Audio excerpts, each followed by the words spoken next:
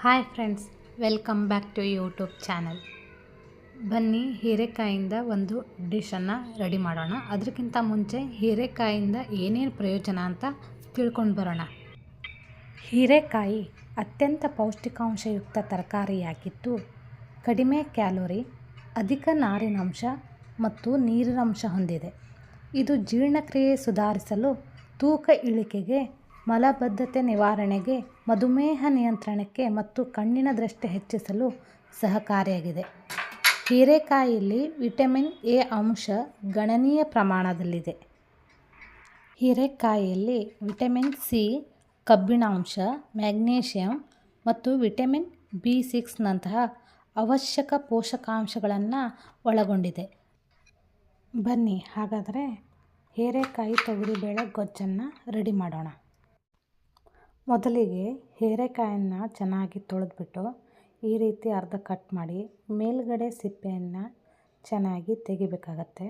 ನೋಡಿ ನಾನು ಹೇಗೆ ತೆಗಿತಾ ಇದ್ದೀನಿ, ಆ ರೀತಿ ಚೆನ್ನಾಗಿ ತೆಕ್ಕೊಳ್ಳಿ.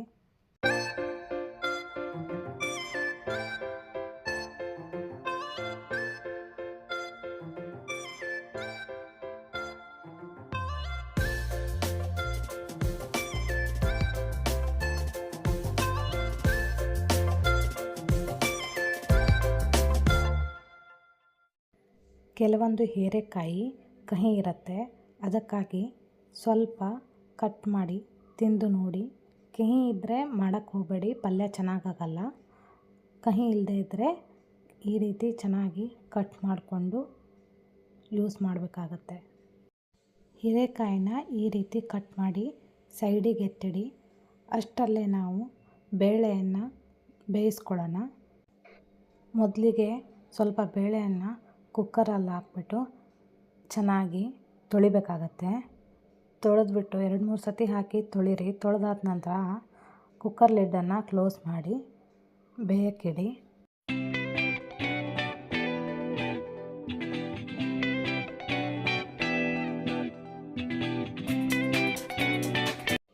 ಗೊಜ್ಜು ಮಾಡಲಿಕ್ಕೆ ಈರುಳ್ಳಿ, ಕರಿಬೇವು, ಕೊತ್ತಂಬರಿ, 2 ಗಡ್ಡೆ ಬೆಳ್ಳುಳ್ಳಿ, ಹೀರೆಕಾಯಿನ ಕಟ್ ಮಾಡಿ ಇಟ್ಕೊಂಡಿದ್ದೀನಿ.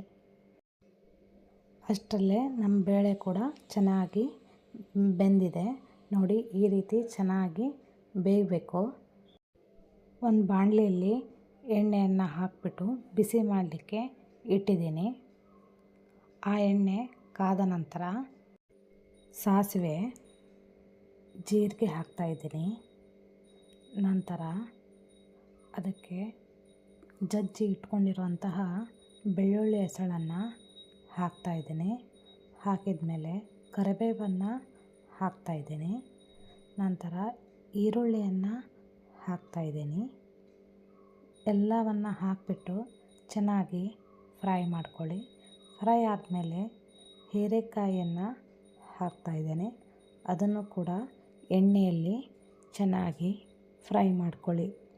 ಫ್ರೈ ಮಾಡ್ಕೊಂಡ ನಂತರ ಲಿಡ್ಡನ್ನು ಕ್ಲೋಸ್ ಮಾಡಿ ಒಂದು 5 ನಿಮಿಷ ಬಿಡಿ. ಚೆನ್ನಾಗಿ ಅದು ಬೆಂದಿರುತ್ತೆ. ಆದ ನಂತರ ಈ ರೀತಿ ಸ್ಪ್ಯಾಚುಲಾಯಿಂದ ಚೆನ್ನಾಗಿ ಹೊರಳಾಡಿಸಿ ಅದಕ್ಕೆ ಖಾರದ ಪುಡಿ ಹಾಕ್ತಾಯಿದ್ದೀನಿ.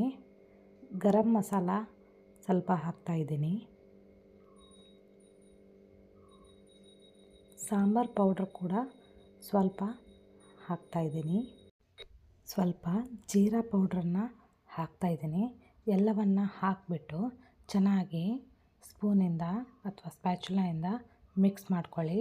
ಎಣ್ಣೆಯಲ್ಲಿ ಫ್ರೈ ಆದ ನಂತರ ಬೇಯಿಸಿರುವಂತಹ ಬೇಳೆನ ಅದಕ್ಕೆ ಹಾಕ್ತಾಯಿದ್ದೀನಿ. ಹಾಕಿಬಿಟ್ಟು ಚೆನ್ನಾಗಿ ಮಿಕ್ಸ್ ಮಾಡ್ಕೊಳ್ಳಿ. ಮಿಕ್ಸ್ ಮಾಡ್ಕೊಂಡ ನಂತರ ನಮಗೆ ಎಷ್ಟು ಬೇಕಾಗುತ್ತೋ ಅಷ್ಟನ್ನು ನೀರನ್ನು ಸೇರಿಸ್ಬಿಟ್ಟು ಲಿಡ್ ಕ್ಲೋಸ್ ಮಾಡಿ ಬೇಯಿಸೋಕ್ಕಿಡಿ.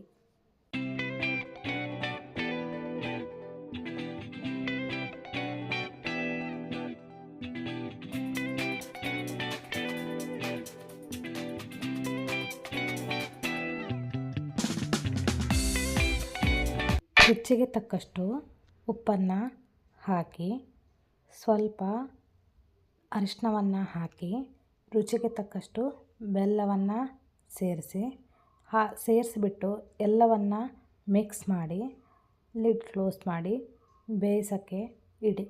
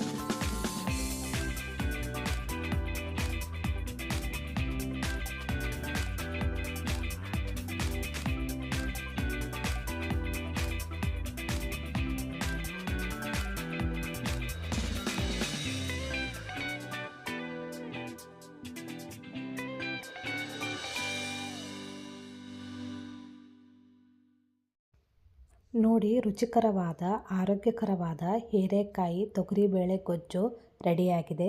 ಬಿಸಿ ಅನ್ನದ ಜೊತೆ ಈ ರೀತಿ ಗೊಜ್ಜು ಉಪ್ಪಿನಕಾಯಿ ಜೊತೆ ತಿಂತಾಯಿದ್ರೆ ಅದರ ರುಚಿ ಬೇರೆಯೇ. ನೀವು ಮನೆಯಲ್ಲಿ ಟ್ರೈ ಮಾಡಿ ಹಾಗೂ ಹೇಗಿದೆ ಅಂತ ಕಮೆಂಟ್ ಬಾಕ್ಸಲ್ಲಿ ಕಮೆಂಟ್ ಮಾಡೋದನ್ನು ತಪ್ಪದೇ ಮರಿಬೇಡಿ ಹಾಗೂ ಶೇರ್ ಮಾಡಿ. Thank you. ಬಾಯ್.